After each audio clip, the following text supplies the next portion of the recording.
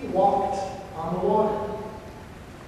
Even as all this is going around and scaring Peter, he still makes the choice as he is sinking, the good choice to say, Lord, rescue me. He recognizes Jesus for who he is and what he can do, and he puts his complete faith in the saving power of Christ, even if he does not have the faith to walk on the water himself. Before the disciples say that Jesus is the Son of God, Peter recognizes Jesus for who he is and what he can do, and he makes the right choice. He reaches to Jesus for help.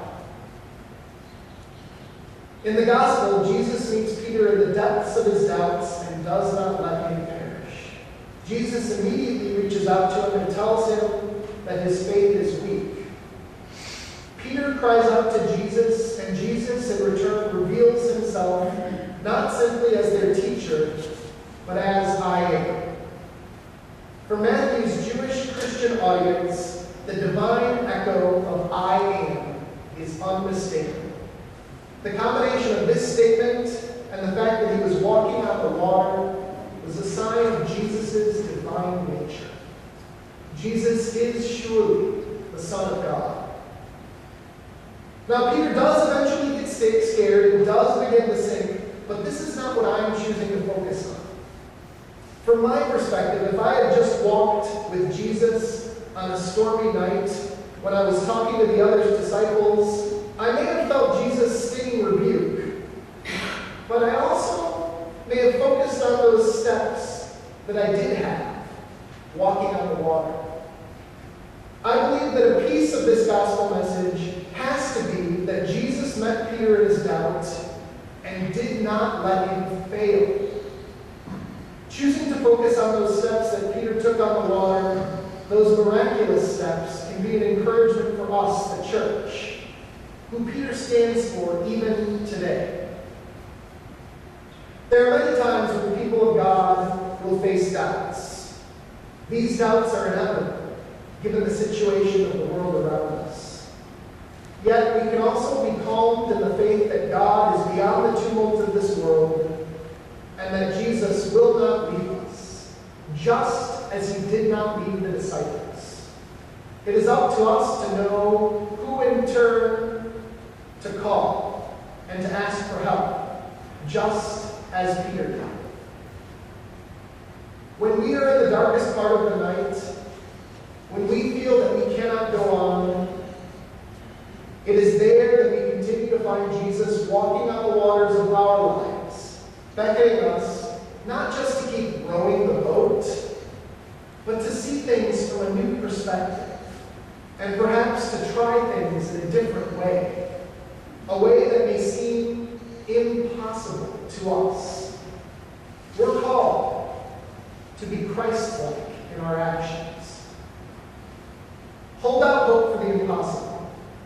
Look for signs of the resurrection and work for the renewal of our world. Although this is a world that seems separated from God, we are called to be the hands and feet of Christ for this broken world. Where do we do this? How do we do this, you may ask? Well, I think that when we make sandwiches on Sunday morning, we step out in faith. When we send a mission team to Appalachia, we step out in faith. When we meet together at the table, we step out in faith. When we welcome another member of this Christian community into a life of faith, we step out in faith. And when we work together for peace within our city, our nation, and our world, we step out in faith. It may feel like we are simply rowing the boat against the wind and the rain of our world, but I know that Jesus is truly with us here, even today. Problems before us may seem impossible, but I encourage you to get out of the boat and to keep stepping out in faith. We step out onto the water and the chaos and each of these things that we do in our faith community and many